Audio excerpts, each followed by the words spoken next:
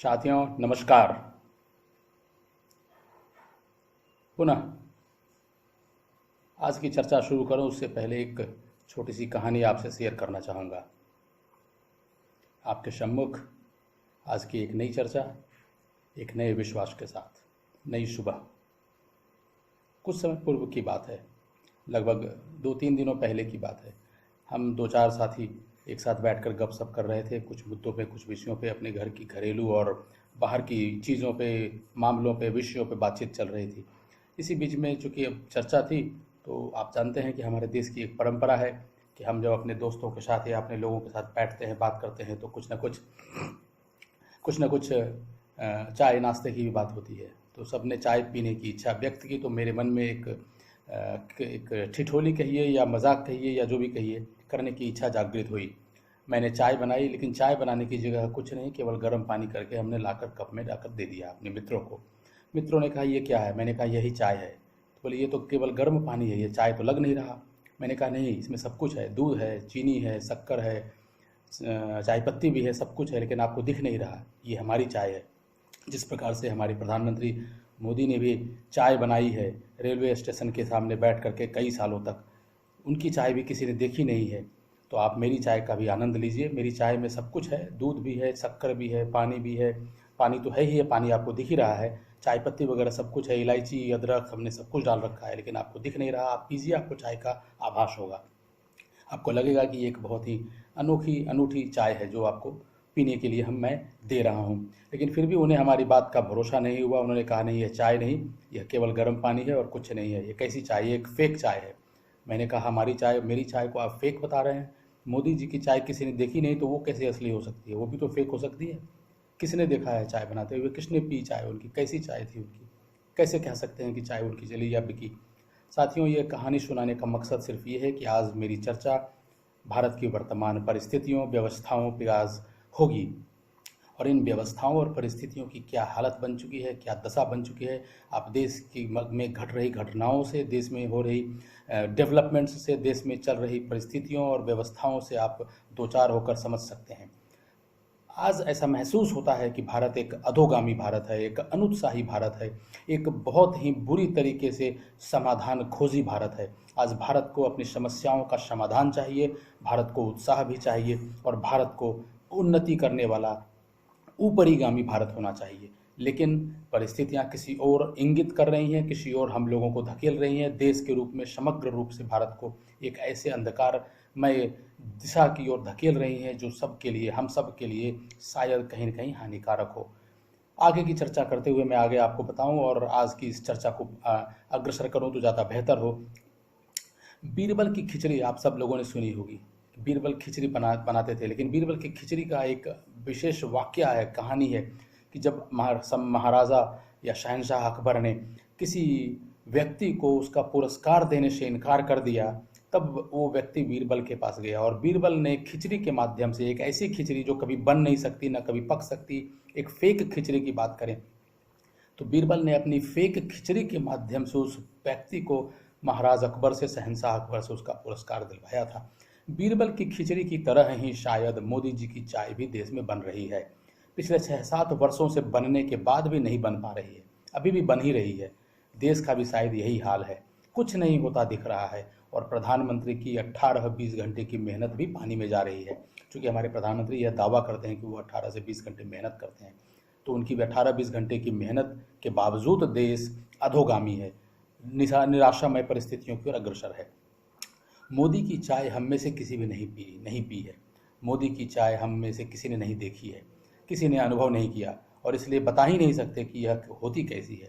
पिछले 6-7 वर्षों का अनुभव बताता है कि यह शायद फेक होती होगी। फेक मतलब नकली, या होना ही नहीं है, होती होगी। 2014 के लोकसभा चुनाव के पहले मोदी जी के चाय वाला होने और उनकी चाय पर बहुत कुछ कहा और लिखा गया, लेकिन किसी ने भी उस चाय का अनुभव न तो किया है, न देखा है, न सुना है। आज यह निश्चित रूप से कहा जा सकता है कि यह अच्छी और गर्म न होकर शायद बुरी और ठंडी होती होगी, बेकार होती होगी।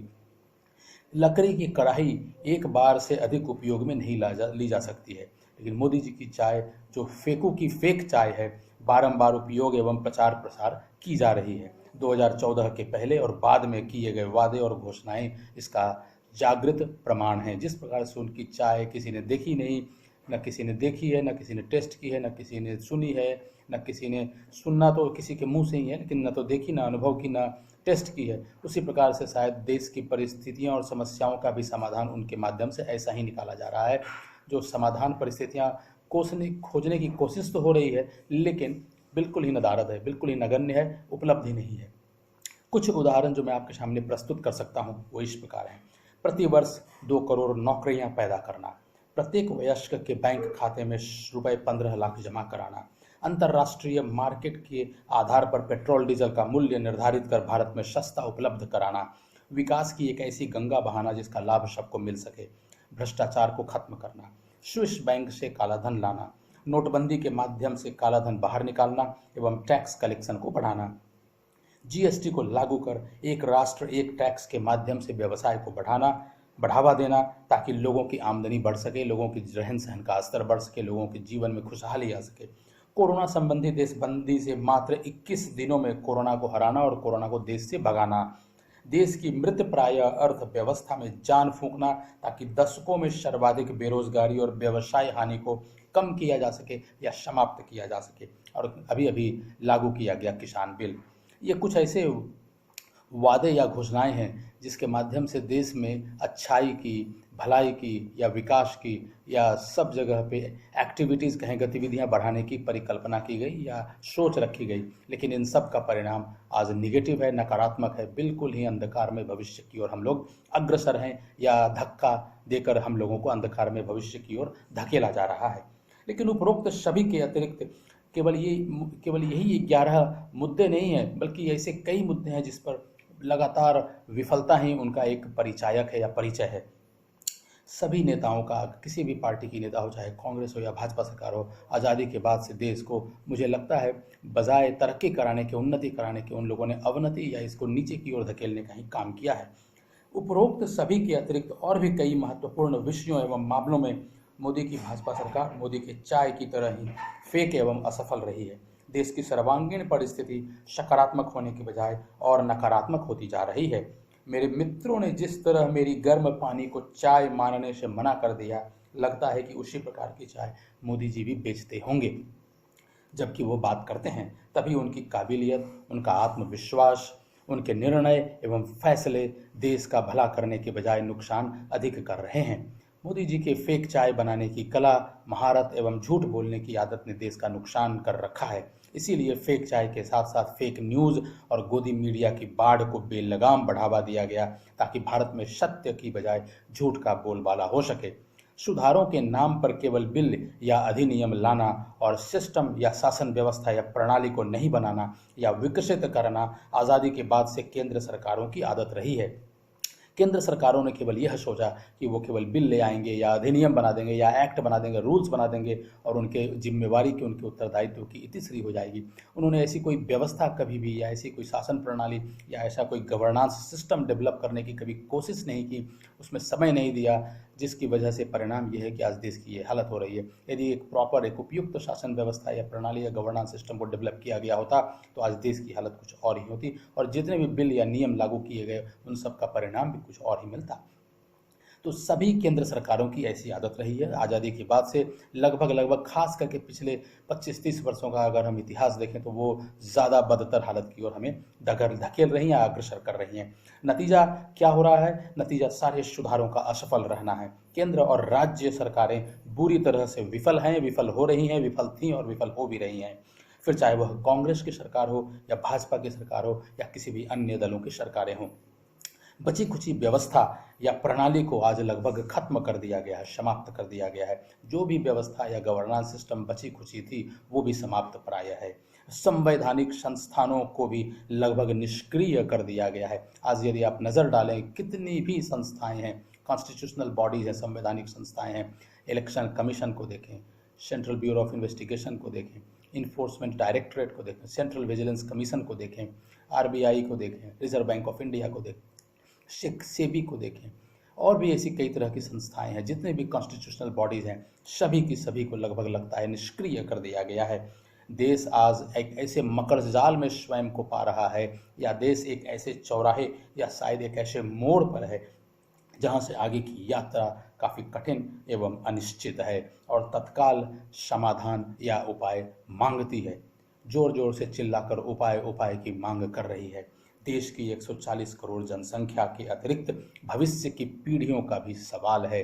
यदि तत्काल प्रभाव में तत्काल रूप से समाधान अगर नहीं खोजा गया तो शायद हमारा देश एक ऐसे अंधकार में भविष्य की ओर निश्चित तौर पर अग्रसर होगा जिसमें हम सबको आर्थिक, सामाजिक और राजनीतिक रूप से कठिनाइयों का अनुभव करना होगा। साथियों, समस्याओं का समाधान उपलब्ध है, उपलब्ध किया जा सकता है, निकाला जा सकता है। आवश्यकता है तो बस केवल एक ऐसे व्यवहार की, एक ऐसे आचरण की, एक ऐसे वातावरण की जहाँ पर इन सब का समाधान के उपायों या समाधानों का या उपायों का न केवल खोज कर सकें बल्कि उसे हम लागू भी कर सकें। साथियों, आज की इस चर्चा को एक पूर्ण विराम देता हूँ। एक छोटी सी चर्चा थी और इस चर्चा को सारगर्भित करें, आपका अधिक समय न लूँ, ये हमारा आज का उद्देश्य था। आप सबको एक उज्ज्वल भविष्य की शुभकामनाओं के साथ बहुत बहुत धन्यवाद मित्रों, साथियों, बहुत बहुत धन्यवाद।